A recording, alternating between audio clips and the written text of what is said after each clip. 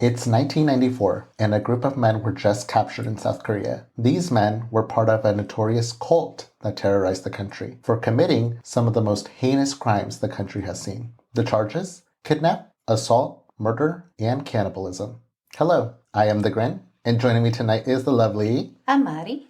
And welcome to our podcast, a place where we do not shy away from the gruesome details, where some things may be triggering and hard to hear. So listener discretion is advised. Get yourselves in the right space of mind, and let's talk about dark shit. All right. That was so sing-songy. Oh, really? Yeah.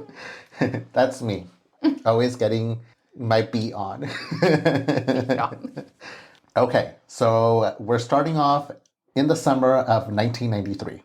During a poker game, Kim Ji-hwan met Moon Sang-ruk and Kim Hyun-yang.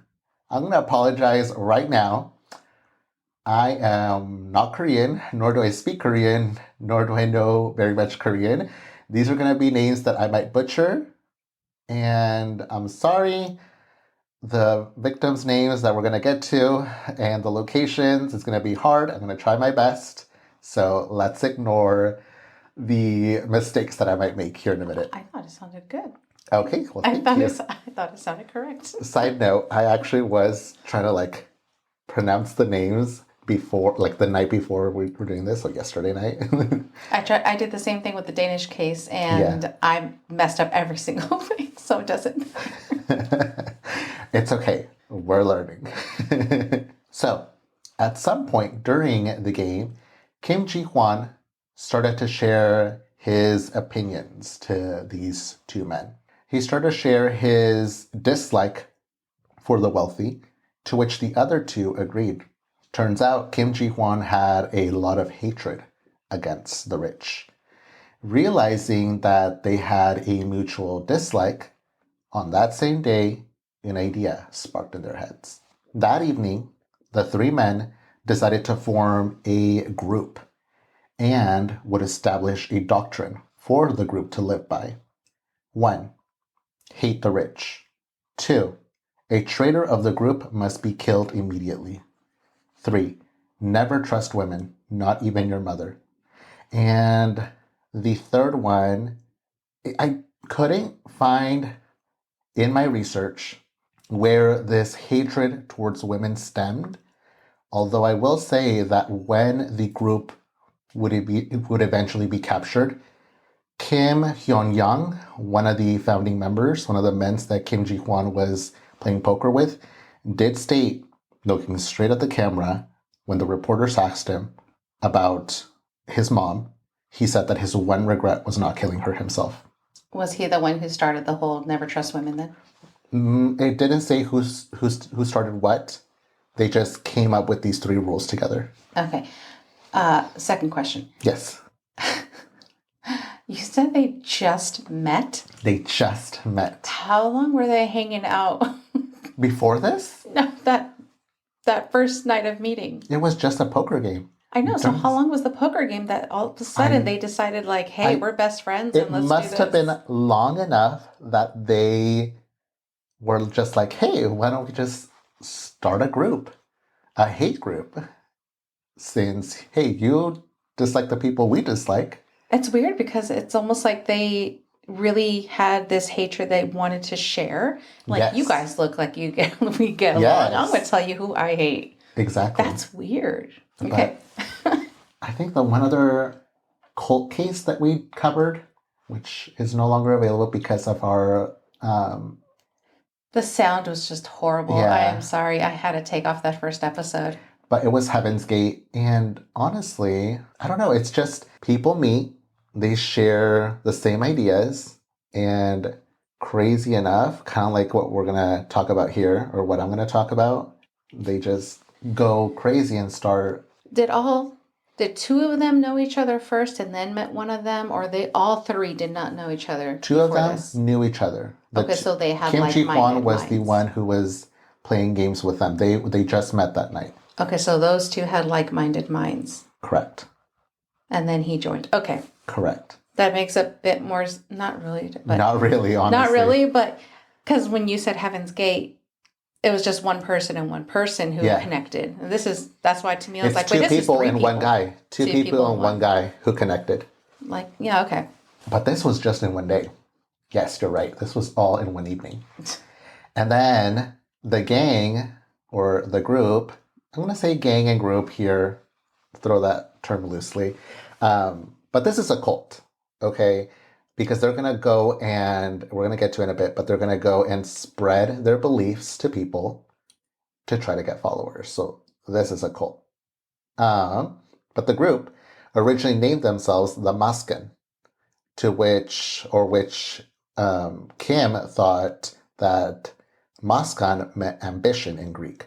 But there is no Greek word that has a similar meaning or pronunciation that can be found. So who knows what kind of Greek words he's looking up. But this isn't what they were named when they were caught. When they were caught, they were named the Chijon gang or the Chijon group because of the police that were investigating their case. They named him that after, I guess, the area that they were at. So Chijon became the name of the case. The group needed members. So what the three men decided to do is visit construction sites and share their beliefs to workers, persuading them to join. This took weeks, but they managed to persuade Kang Dong-un and Baek Byung-ok, who were both previously convicted of robbery. Then they managed to convince Kang Moon-sub and Song Bong-un, who I couldn't find that they had any previous convictions. But looking at Amari's face, I feel like we need to go over all 7 members again. Well, actually, no, I was just thinking, like, did they go to construction sites because they think low lives work there? See, that's what I thought too. But People then, who don't make enough money and probably hate the rich? that's what I thought too. But then we're going to get to a part here that I feel like they targeted those spots because those guys made money. But they made money with hard labor. Yeah. And I'm going to get to that, why I believe that here in just a bit. But let's go over all 7 members now, because now there's 7 of them. Kim Ji-hwan, who was the leader, was 26 at the time, and he was the oldest member of the group. He dropped out of school at age 13, moved to Busan to work at a shoe factory and then a plywood factory. Then he moved to Seoul to do manual labor. His hatred against the rich sparked after watching a news report about corruption at the university's entrance exams. Moon Sung-rok was 23 at the time. Moon, before joining the group, had 3 previous convictions. Kim Hyun-young was 22 at the time, with no previous convictions.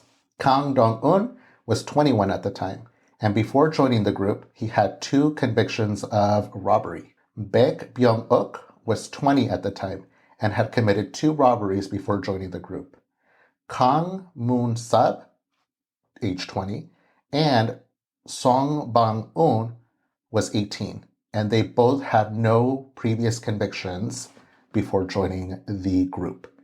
All 7 worked at factories or construction before joining, but now they went from 3 to 7 who shared a hatred against the rich, and they were ready to unleash their hatred. I was not expecting you to say, how old was he, the leader? 26, 27? 26 was the oldest, 26. youngest being 18. I was thinking that you were going to say maybe like upper 30s, like 37. Yeah. 26 is such a young age to have hatred, that much hatred for the rich.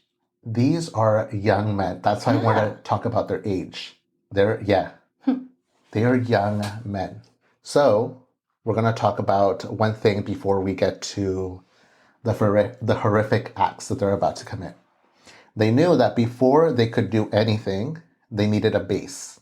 So Kim Ji-hwan asked all 7 members to gather up their money and, using those funds, purchase 2 vehicles, walkie-talkies, dynamites. They purchased 17 weapons, which included 6 rifles, 1 submachine gun, one pistol, one air gun, one military sword, one hiking knife, and one electric prod. They also purchased a house, and in the house, in the basement, they built 3 prison cells. And then finally, to top it all off, they built an incineration facility. What? Yes. Okay, they hate the rich, but yet you guys have all this money to do all of that? Yes. Wait, This is why I was like, how do I you... think they were targeting men that work construction and factories because these men made money, but they made money doing hard labor. So these men actually built everything too? Mm-hmm. Like their incineration? Their incineration facility and their cells, they did build. They did build? Mm-hmm. Build. Built. Where do you find a military sword if you're not in the military? Where do you buy dynamite? What? They actually had a guy sell these weapons to them, which we will get to. He was a broker. And when the group eventually got caught, the broker did get arrested as well. And after this case, now in South Korea, it is extremely difficult for any civilian to carry a firearm. That's understandable. I wonder how easy it was for this group of During 7. this time, well, let's go back. We are talking about 1993 in South Korea. So things might have been a bit more laxed back then. Might have been a bit more easy, but not anymore, apparently. So after they acquired everything, they started their training. They trained each other on dynamite handling and kidnapping. They came up with a goal because they felt like they needed something to strive towards. The plan was to gather 1 billion won, which was about $1,250,000 back in 1993. Dang. They would accomplish this goal through kidnapping and extortion of the rich. So, on July 18th, 1993, the group would go and hunt down their first victim. This being Miss Choi, who was walking under a train bridge when the group's van approached her. They took her to a remote hill where they gang raped her. Miss Choi was the daughter of a farm worker and was not wealthy. But the reason the group selected her was, and this part made me kind of disgusted when I had to put it down on the script, when they were interrogated, why her? In quotes, because they needed a practice run before going and doing the real thing, end quote. They needed a practice run? You need to practice how to gangbang? Like, what the hell? Later, Kim Hyun-yang, one of the members, confessed that their leader, Kim Ji-hwan, wanted to show the group, in quotes, how you kill a person, end quote, and strangled her to death in front of the others. She was killed on the same day she was kidnapped, and her body would be discovered by a villager who was cutting weeds. The police had no leads to go off on, and her murder would remain unsolved until the capture of the group. She was 20 years old. Oh my God, that poor woman. In one day, just in one day. In one day. Oh my God. Yep. So, you guys, this is going to get intense because we're going to get into a bit more graphic things here in a bit. Also, before I continue, I will say something that I did not know because this is my first Korean case. They protect the identities of the victims. No, you did another case of, I don't know if it was in Korea, the one guy who wanted to blow up the hospital? That was Japanese. That was Japanese, but they did the same thing, don't they? I guess so. Yeah, they did the same thing. I think they do. But this one, it actually did state when I was researching that Korea does have, I guess it's like a law that protects the identities of their victims. So That makes Choi sense. was, I think her last name is what I'm assuming. But yes, I'm going to refer them to what these reports had them listed under, with the exception of one woman that we will get to. Okay, now we're going to go to August of 1993. Song Bon-un, the youngest member, was named treasurer of the group. But when they gave him this role, he had other ideas in mind. He decided to steal 3 million won from the group and had managed to collect it and go into hiding. However, word immediately got out where he went. He actually went into hiding at a relative's house in Seonghong. Apologies about the pronunciation. And the group immediately found him. They then took him to a secluded area about 3 miles away from their base and, following their doctrine, killing somebody if they ever betrayed the group, they shot him in the head. His body would not be found until after their arrest. I'm sorry. I laughed in the beginning because he did what they hate. He knows the group is rich, so he stole from the group because they're rich. Yeah, you're right, honestly. Oh, gosh. Yeah. And their second victim, I guess, was one of their own. So far, they have killed, but it was not their intended targets. So what they did now is they needed to hunt down the rich because they had a goal that they needed to accomplish. What they did was they bought a mailing list from Seoul's exclusive Hyundai department store from a disgruntled worker. The list contained the names of 1,200 of the best customers who paid with credit cards. This worker would go on to be arrested after the group's capture. Good. Right? Ready to find their next victims, something unexpected happened.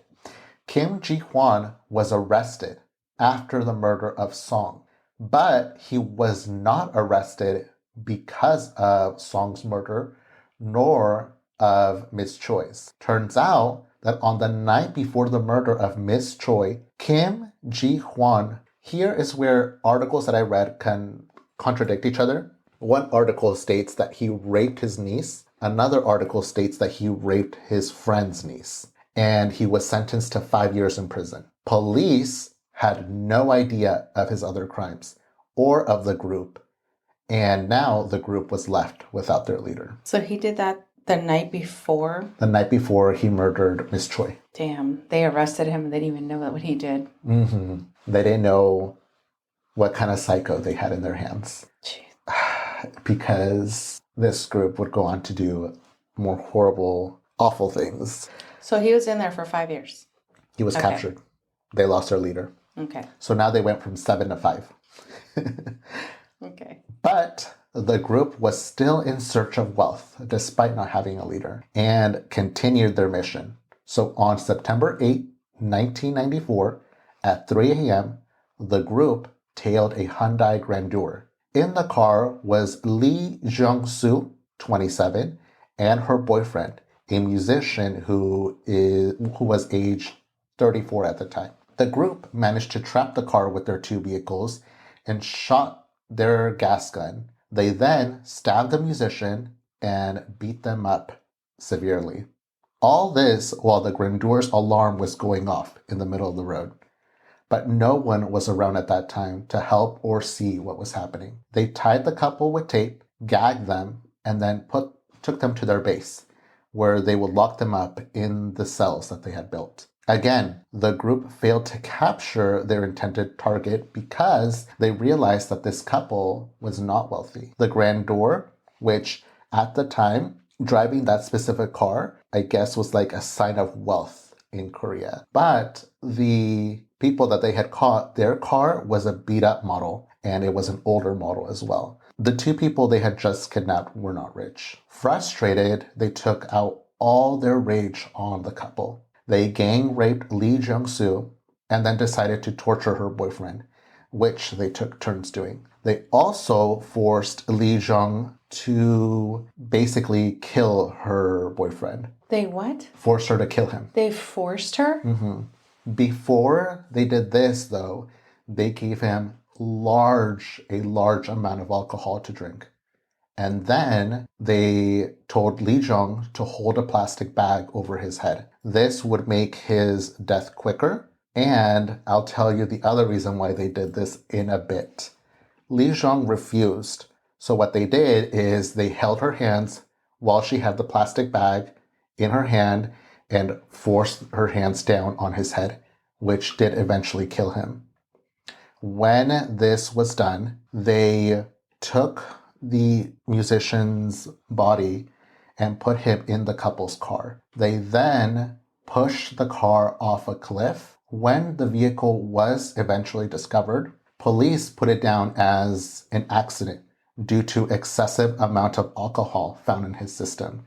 They did the whole alcohol thing to throw off police. Wow. They then raped Lee at that same location where they pushed the car. Then Kim Hyung-young, one of the members, persuaded the group to keep her alive. And this is why she is the only victim whose name we know. She didn't die. She did not die. A poor girl. Not poor girl that she didn't die, but you know what I mean. I know, because that is horrible. Even though it's hard because she was kept alive, but she would endure a lot of torture and unspeakable acts that we're going to get to. Well, I'm going to speak about them, but it's pretty horrific. And she basically just lost a part of her humanity because of the scars that she endured, psychological scars that she's about to endure here. And already. She got gang raped and she had they forced her to kill her boyfriend. Exactly. On September 13th, 1994, the group struck again. This time, their target was a middle-aged couple known as Mr. So and Miss Park. Why them again? Because they were driving a Hyundai Grandeur again. But the group kidnapped these people and they were also not wealthy. They are horrible at research. They are very horrible. You know what's funny? Well, it's not funny because every time we say what's funny, just know that we don't think it's funny. It's not funny. It's just I don't know how else to put it. But in Korea, or not even in Korea, honestly, because when I was looking up this case, they just put not only is it named the Chijon Family, but one of the names is the world's most horrible kidnappers. Because as I'm about to explain, the people that they were targeting was not their intended target. None of their victims are going to be wealthy. Well, technically, they're not horrible because they are capturing these people. They are capturing. They're just not capturing their intended. Yes, exactly. Thank you. You're welcome. They didn't have the 100 million won that the group was demanding. So the group decided that they were going to kill these two people. However, Mr. So explained that he could collect 80 million won, and the group agreed to let him go and collect the money. But they were going to keep his wife as hostage, so he doesn't turn on them. Mr. So met up with an employee who collected the money for him. While the group held his wife hostage, Mr. So got the 80 million won and told his employee that a group was holding his wife hostage and they needed to contact the police. The worker immediately contacted the police department in Ulsan, who said they couldn't do anything because it was outside their jurisdiction. The worker then contacted the police department in Gwangju, who did not believe the claim because they thought that the hostage situation was a fake and it was just a story that was invented to hide Mr. So's company's financial problems. Did they investigate it? They did not. They just no, you're lying? Yes. Yeah. When Mr. So arrived to hand over the money, the group immediately tied him up again and his wife and then forced Lee Jong-soo to shoot them. Again, she did not want to, but was forced to. When she did this, she fatally shot them and they were dead within minutes. Oh my God. However, this time they were not going to just leave the bodies out to be discovered, but they had an idea. They took the two bodies and put the bodies in their home-built incinerator and decided to host a barbecue. The group were going to cannibalize on the bodies. That's what you meant. Oh, okay. I thought you're they're inviting their friends and family. You're look at bonfire. What? The group, yes, were going to cannibalize on the bodies and force Lee Jong-soo to participate. in the consumption of the two victims. And then to top it all off, to make things less suspicious, they offered meat and other foods to the local villagers. Where do depraved piece of human garbage find each other? Like, how do they all think this is okay? I don't know. I don't know why or how this can pop up into somebody's mind that they can just do this. But yes, they gave food to the local villagers. I'm trying right now. I'm trying to picture, or not picture, but I'm trying to I'm trying to see if I can get my mind into that kind of mindset. I cannot. How do you think No, you're you dead? cannot. Okay, they're dead. They look appetizing. No, how does that even work? Well, actually, going back to why consume the two victims, when the group eventually got captured, they asked Kim Hyung-young why did he consume his victims, to which he responded, in quotes, "I am not a human anymore, and I needed to eat human flesh to give up my humanity," end quote. They wanted to give up their humanity and basically become walking personification of evil. Okay. I was given an answer, I guess. Yeah. I was like, hold on, Amari. I got an answer here for you. These people actually did give a reason why they did this. Wow. Why they gave food to the villagers, I don't know. That is still very depraved and sick of them, but evil yes. Sharing their wealth. Well, I don't know. Ugh, gross. On September 16th, on 1994, the group were practicing throwing dynamites. They were doing this because they were trying to come up with a plan to free their leader, Kim Ji-hwan, from prison, since things weren't exactly going the way they wanted to. They needed their goal, and they haven't hit it yet. Okay.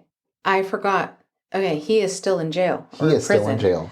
You said at the end when they got caught, Kim, he said is the reason not Kim Ji-hwan. Kim Ji-hwan is the leader. Yeah. There's another member named Kim Hyung-young. Oh, okay. Sorry. I'm sorry, you guys. There's a lot of Kims, but yes. Okay.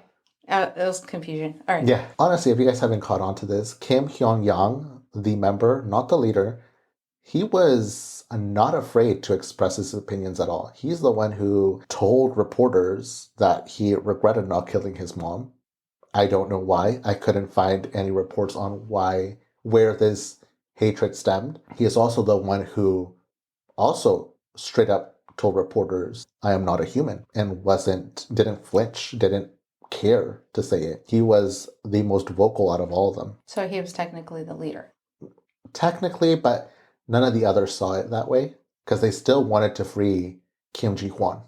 Hence the dynamite practices. But yes, when they were caught. I wonder if he was the one who suggested cannibalism. I wonder too. While practicing, Kim Hyung-young and Lee Jong-soo both got burnt and needed medical attention immediately.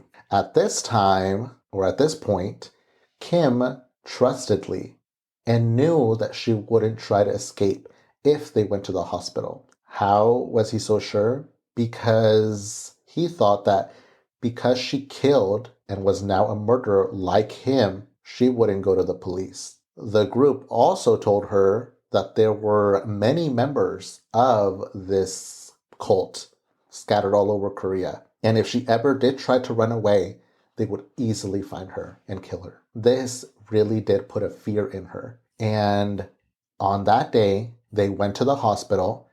Kim trusted her enough to give her some money and give her his phone. When the nurse called out Kim to go into the room to get checked, Lee had the perfect opportunity to escape. It was just her and Kim. She took the chance and ran for it. She did? She ran for it. But she was scared because she actually did believe that there were multiple members scattered all over Korea. I honestly thought that she wasn't, and that she was just that broken by what they did to her and scared. I didn't think that she was going to run. They underestimated her will to survive. Oh, goodness. I know. She flagged down a taxi and couldn't do the taxi thing. She was so scared that she thought the driver was a member of this cult. What she did, she called and got a rental and wanted the rental to meet her at a specific location. But before the rental could arrive, she went to a vineyard and hid in the middle of the vineyard and would not come out until she saw that her rental was there for her. When she saw it, she ran towards the rental, went to a hotel, and basically went into hiding. She was able to contact a friend whom she expressed everything to. She told him everything that she had just gone through and asked him if he could please go to the police because she now distrusted the police as well. She didn't know who she could trust and who she couldn't. So he did what his friend told him, went to the police, and then basically when the friend said, there's nothing to be scared of, let's go, she went to the police and basically told them everything. Everything that happened to her, everything that she witnessed. And at first, police did not believe her because she was so scared out of her mind. They actually thought that she was high on drugs. That poor girl. Is it the same police station? I don't know if that was to make me laugh. I just wanted to know. It didn't say. A valid question, Amadi. Valid question. They don't believe anybody. I know. They thought that she was high on drugs and then checked her for any needle marks because they thought that she was injecting herself with something. The chief criminal investigator realized that Lee Jong-soo was actually serious about her claims. And she had mentioned about her boyfriend who was in the car when he was pushed off the cliff. And they knew of this. So they immediately started an investigation. Good. Yes. The gang was attached to their TV, watching the local news, thinking that she went to the cops. But days went on and they didn't see any news about them. So they thought that Lee actually did not report them and were happy about this. The police, however, traced So's cell phone. So being the 18-year-old that betrayed them and was shot in the middle of nowhere. Why were they tracing his phone? Because they also wanted to actually, even though the chief investigator did believe her, they wanted actual concrete evidence that this is actually true, that what this girl's saying is true. And why his phone? Because his phone was still on him. The one that passed away? Mm-hmm. So they were going to try to find his body? They were trying to find his body. Oh, okay. And keep in mind, they shot this member just 3 miles from where their home base is. Okay, so they want to find this dead body to see if she's telling the truth. Correct. And lo and behold, the body was there. And it matched Lee's story to the T. In the early morning of September 17th of 1994, the police went to Jiangsu, where the musician's car was pushed down.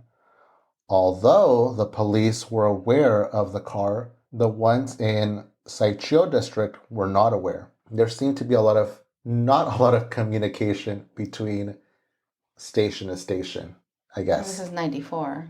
Yeah. After confirming the case being true of where that crime happened, the police waited near an apartment of one of the members, Kang Dong-un. And when he left his apartment, police immediately caught him and arrested him on September 19th. Then he immediately confessed. After the whole gang got arrested, the broker that gave them the weapons got arrested as well, along with the employee who gave them the list of customers. On November 1st, 1994, the Chijon family, which is what the case is called, was sentenced to death for the murder of 5 people. After sentencing, none of the murderers showed any trace of remorse. Kim Hyung-young told television reporters before his trial that his only regret was not killing more rich kids. I'm sorry, what rich kids did they actually get? They didn't. They didn't. They can't say more. We didn't kill any rich kids. They didn't kill any rich kids. These people are horrible. To me, it's not a cult. A cult is when a leader approaches damaged people and convinces them. And usually in cults, these people they follow the leader, but they're also fragile and timid things. These people are all evil. See, but to me, I feel like it is a cult because even though they did not have a leader for after their second murder, they still wanted their leader back. They still tried their best. They were coming up with an idea on how to free him. It's almost like they felt like they couldn't function because they weren't achieving their goal without him. But they still managed to kidnap 2 people. That's afterwards, true. So they were still technically functioning. But they didn't achieve their goal that they wanted their cannibalism barbecue. That's true. So maybe they did it because that's our leader. He was part of it from the beginning. He's our OG. Let's get him out. Yeah. And plus, he knows a lot about what we're doing. So. But not just that too, but the whole doctrine thing. And I feel like these are broken people. These were all, well, most of them, not all of them, but most of them were previously convicted of other crimes. So I feel like they were broken and they set a list of rules for everybody to follow, which they did. Kill traitors, hate the rich, do not trust women, which... It sounds like just a gang. More than cult. Really? It sounds more like a gang than a cult, yeah. To me, it sounds... I feel like I could see it as a cult. And I can understand why people list it as a cult. I don't see it. In my mind of cults, this is gang. Really? This is a gang to me. Because even gangs have a set of rules. That's true. That's true. And you don't go against your own people, which that guy did, and so they killed him. That's very true. And although the one guy, when they caught him, did confess, it seemed like they were very, they were very close to each other, which is why it's called a Chijon family, the case, because they were basically like a family to each other. But yes, November 1st, 1994, they were all sentenced to death and showed no remorse. On November 2nd of 1995, all members of the Chijon family were executed at the Seoul Detention Center. So, yes, that is... Please tell me there's something on Lee. There's nothing on Lee. There's nothing on her? Mm-mm. And I feel like that's due to their laws of protecting the victims. Although she is a survivor, she was a victim murdered. She's still a victim. That is horrible. Poor girl. So, but did you say all 7 members? Was the leader, the so-called leader, was he involved in this too, in the sentence to death? Yes, he was involved. He was involved. He was sentenced as well. So he's like, you fucking assholes. I was in here for 5 years, and now you guys are giving me death. Yeah. Which, you know what? No, he deserved that. He did, but they did way more. That's after true. He got That's caught. True. But he was the one who came up with the whole, let's go on a trial run. Let me show you how to kill a person. That is true. He's the one who... He did mess up. Who light the fire of murder in them. Because they were all previously convicted of something, but it was all small things like robbery. So, petty thieves. Mm-hmm. Yes, that is the case of the Chijon family. And back to what I was saying about South Korea being a very hard place to get weapons. That's because in 1996, there was a copycat group who were inspired by the Chijon family. So another reason why I feel like I could see it as a cult almost. They decided to call themselves the Magapa, and I will talk about them in another episode if you guys wish to. But they also felt like they wanted to follow what the Chijon started and were arrested on October 29th, 1996. Ever since then, it's difficult for any civilian to carry any sort of weapon out in public. I would ask more questions about this gang, but yeah, like you said, if you guys are curious about if you guys want a part two, I will do a part two. Part two, there you go. Yeah. Jeez. Yes. They were, I don't know. They didn't kill the rich, but they still, to the victims that they did get, they did absolutely horrible things to. And it's just disgusting. When I was researching this, not only was I reading articles, which, again, going back to the articles in other languages, conflicted with each other on some things because certain articles said one thing, other articles said another. That's in every single case. I tried to state that when I ran across it. But I also watched the news report when this group was caught. It was a media frenzy. Like, all the reporters were just scattered and running, trying to ask these men, like, why? Like, why did you do this? How could you commit such horrible crimes? And they were walking proud to prison. No remorse in sight, and just stopping by, almost feeling like they're famous, giving the reporters their thoughts. I wonder if these guys had no actual end game in mind, and just because we're never going to get rich because we're never going to find the right people to kidnap or whatever. Yeah. So to them, this is just being what is it called? Not notarized.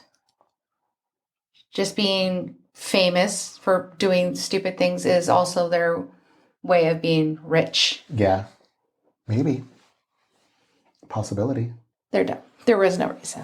There is no reason. I'm starting to believe that everybody who's this evil, who kills and do any of these depraved things, there's no reason. There really isn't. There's something mentally wrong with you. I agree. Yeah, especially that whole part where they were describing consuming the couple's body and how I'm just doing it because I'm not a human anymore. I just wanted to lose my humanity. That's why I did it. Yeah, that's not a reason. Yeah. You just wanted to eat meat. Shut up. Sorry. Ew. No, sorry. Not meat. Sorry. Humans. Yes. You wanted to be a cannibal. There you go. Yes. But yes, that was the case. Let me know what you guys thought. And let us know, do you think it was a cult? Or do you think it was a gang? Because I still think it's a gang. Yes. It's a family of cannibals. Let us know. Also, I guess this is a good time to insert some self-promo because I was going to say, follow us on Instagram because this Sunday when I will be... this Monday when I will be releasing this episode, I will be posting some of the clips from the media that they caught when they were capturing these psychos. Be warned, but also if you want to see parts of the interviews, I will be posting that on there. Also, going back to Monday, Amari and I are trying this new thing where we're going to be posting on Mondays. See if that kind of makes a difference for you guys instead of Sundays. If you don't like it, let us know. If you like it, let us know. That's the reason I didn't say anything on Instagram until Monday. Exactly. No, we did not forget about you guys. We just wanted to test something new. So I feel like for the next few cases, we're going to do Mondays, see how it goes. If you don't like it, again, just let us know, and then we'll just go back to Sundays. It's not a big deal. But yes, anything else you'd like to add, Amari? Other than Instagram, we're on Spotify. You can follow us on YouTube. That's it. Yeah, honestly. I was going to say TikTok, but I hardly post on TikTok, and it takes me a bit to post because I don't. Well, I was going to say the whole thing with TikTok now that they're like considering banning it. Amadi and I are in the US if you guys are listening overseas. So I don't even know anything about TikTok. I don't even know if it's going to still be a thing, but I still post them on YouTube Shorts. yeah, we can still do so YouTube you'll Shorts. still see it there. So follow us on YouTube, Spotify, Instagram, please. And thank you. It would mean the world to us. And yes, with that, remember to be well. Be safe. And see you next time. Bye. Bye.